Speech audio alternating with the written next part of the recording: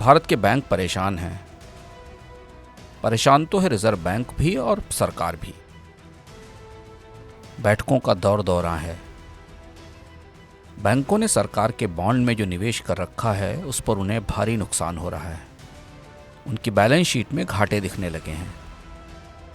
भारत में बैंकों के पास जो बचत है उसका अधिकांश हिस्सा कर्ज बनकर सरकार को मिलता है। सरकार के भारी कर्ज कार्यक्रम का पेट भरने के लिए बैंक सरकारों के बॉन्ड और ट्रेजरी बिल खरीदते हैं। केंद्र और राज्य सरकारें इन्हीं बॉन्ड्स के जरिए बाजार से कर्ज उठाती हैं। बैंकों ने इन्हीं में जो निवेश किया है उस पर नुकसान हो रहा है। बॉन्ड भी सरकार के हैं, बैंक भी सरकार के हैं, फिर ये घाटा कैसा? या इलाही, ये माजरा क्या है? दरअसल ऐसा ही कुछ हो रहा है अंकल सैम के मुल्क अमेरिका में भी। वहाँ के बैंकों ने भी अमेरिकी सरकार के बॉन्ड खरीदे हैं। अमेरिकी बॉन्ड्स को दुनिया में सबसे मजबूत साख वाले बॉन्ड माना जाता है, सोने से ज़्यादा खरे। लेकिन वहाँ भी बैंकों को भारी घाटा हो रहा है। दरअसल जब ब्याज दर बढ़ती है तो पुराने बॉन्ड सस्ते हो जाते हैं, उन्हें नए ग्राहक नहीं मिलते क्योंकि नए बॉन्ड्स पर ज़्यादा ब्याज मिलता है। ठीक समझे आप, भारत से लेकर अमेरिका तक बैंकों ने पुराने सरकारी बॉन्ड खरीदे थे। अब इन पर उन्हें घाटा हो रहा है। क्या आपको भरोसा होगा कि बॉन्ड दुनिया के सबसे पुराने वित्तीय उपकरण हैं? लोकतंत्र के जन्म से सदियों पहले राजा और शासक इनके जरिए पैसा जुटाते आए हैं। एक बार तो बॉन्ड के चक्कर में एक बहुत बड़े साम्राज्य को खुद को डिफॉल्ट घोषित करना पड़ा था। तो आइए देखते हैं बॉन्ड का यह जेम्स बॉन्ड नुमा सनसनीखेज किस्सा। पलटते हैं इतिहास के पन्ने, खनक उठते हैं किस्सों के सिक्के। बॉन्ड का इतिहास तलाशने के लिए हमें कितना पीछे जाना होगा? 500 साल, 1000 साल, 2000 साल? नहीं, और भी पीछे, करीब 5000 साल। यकीनन बॉन्ड का इतिहास 5000 साल पुराना है। मेसोपोटामिया की खुदाई ने कई राज उगले। इनमें था एक पत्थर का अभिलेख जो ईसा से करीब 2400 साल पहले जारी हुआ था। यह किस्म का सिक्योरिटी बॉन्ड था, यानी तत्कालीन शासन ने इस बॉन्ड के जरिए जुटाए गए कर्ज को चुकाने की गारंटी दी थी। यह गारंटी ही इस पत्थर पर खुदी हुई थी। पेंसिल्वेनिया के पुरातत्व संग्रहालय में यह पत्थर का बॉन्ड आज भी मौजूद है। यूरोप में बॉन्ड की मजबूत परिपाटी शुरू हुई वेनिस से। इटली का वेनिस शहर जो कारोबारियों और बैंकरों का गढ़ था। इसी शहर को आधार बनाकर शेक्सपियर ने मर्चेंट ऑफ वेनिस लिखा था। शेक्सपियर का यह मशहूर नाटक एक निर्मम सूदखोर महाजन और एक पीड़ित व्यापारी की कहानी है। 12वीं सदी में इसी वेनिस में सरकारी बॉन्ड का एक नया संस्करण आया। इन बॉन्ड्स को पेसिस्टी कहा जाता था। उस वक्त का वेनिशियन राज्य इन बॉन्ड के जरिए कर्ज उठाता था और इस पूंजी का इस्तेमाल युद्ध के लिए सेनाएं तैयार करने में होता था। युद्ध ही उस दौर की शासन और राजनीति का सबसे जरूरी काम थे। पेसिस्टी बॉन्ड में वेनिस के अमीर लोग अपनी पूंजी लगाते थे, या यूं कहें कि सरकार को कर्ज देते थे और इसके बदले सरकार उन्हें ब्याज का भुगतान करती थी। वेनिस में बॉन्ड का यह प्रयोग चल निकला। इसके बाद अगले 800 साल तक पूरे यूरोप में राजे रजवाड़े युद्ध का खर्च निकालने के लिए बॉन्ड जारी करते रहे, जिसमें देश के अमीर लोग अपनी पूंजी लगाते थे। शासन अपने राजस्व को सामने रखकर इन बॉन्ड को चुकाने और नियमित ब्याज देने की कानूनी गारंटी देता था। 17वीं सदी में इंग्लैंड यूरोप में बड़ी ताकत बनने की कोशिश में था। 1671 में इंग्लैंड का शासन संभाल रहे थे चार्ल्स सेकंड। इंग्लैंड के इतिहास के सबसे रंगीन मिजाज किंग थे चार्ल्स द्वितीय। उन्हें मेरी मोनार्क भी कहा जाता है। उनके दरबार की रंगीनियों के किस्से चटखारे लेकर सुने जाते हैं। कहते हैं कि चार्ल्स के कई अवैध बच्चे थे, मगर एक भी कानूनी वारिस नहीं था। खैर, यह कहानी फिर कभी। चार्ल्स द्वितीय के बॉन्ड की कहानी गजब की रोमांचक है। हुआ यह कि 17वीं सदी में डच शासक नई ताकत के तौर पर उभर रहे थे। डच शासन की मदद से वहां के कारोबारियों ने एशिया के व्यापार में बड़ा हिस्सा लेना शुरू कर दिया था। भारत उनके आकर्षण का केंद्र था। एम्स्टर्डम यूरोप में कारोबार और निवेश का गढ़ बन गया था। डच व्यापारियों की प्रतिस्पर्धा से इंग्लैंड के कारोबारी बाजार गंवाने लगे थे। सम्राट चार्ल्स की राज व्यवस्था पर सवाल उठ रहे थे। इंग्लैंड को दुनिया का व्यापार चाहिए था और सम्राट अपनी रंगीनी में मसरूफ थे।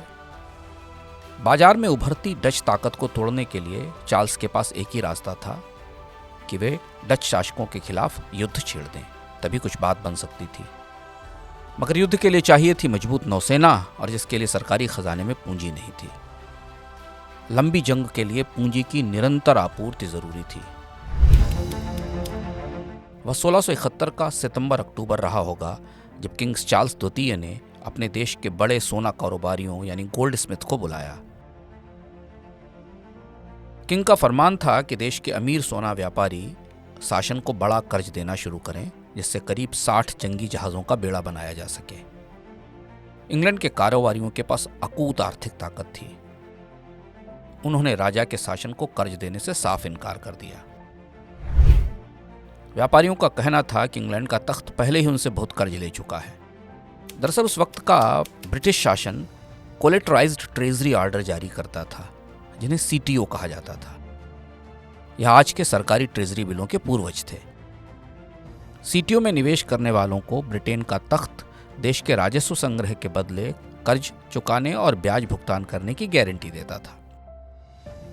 सरकार के खजाने में जो टैक्स जमा होता था, उससे बॉन्ड खरीदने वाले बैंकरों को ब्याज और मूलधन का भुगतान किया जाता था। किंग चार्ल्स के सीटीओ के बदले व्यापारी इतना कर्ज दे चुके थे कि उन्होंने इस बार सरकार के बॉन्ड खरीदने से इनकार कर दिया। और इसके बाद तो इंग्लैंड में गजब ही हो गया। इंग्लैंड के शासन ने खुद को डिफॉल्ट घोषित कर दिया। जी हाँ, इंग्लैंड का तख्त दिवालिया घोषित हो गया। इंग्लैंड के इतिहास में पहली बार ऐसा हुआ जब किसी राजा ने कर्ज चुकाने में असफल होने का आधिकारिक ऐलान किया। उस वक्त की वित्तीय व्यवस्था में इसे स्टॉप द एक्सचेकर कहा जाता था।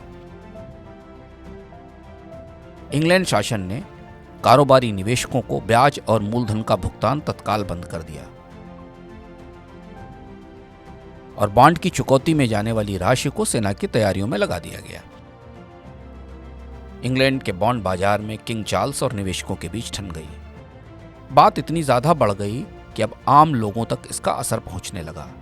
दरअसल ब्रिटेन के बैंकर आम लोगों से डिपॉजिट या जमा जुटाते थे,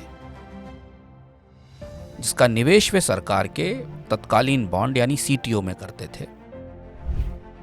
इसके बदले आम लोगों को करीब 6% का ब्याज मिलता था, जबकि किंग के सीटीओ पर बैंकों को 10% का रिटर्न हासिल होता था। इधर इंग्लैंड के तख्त ने बैंकरों को भुगतान रोका तो बैंकरों ने डिपॉजिटर्स के अकाउंट से पैसे की निकासी बंद कर दी।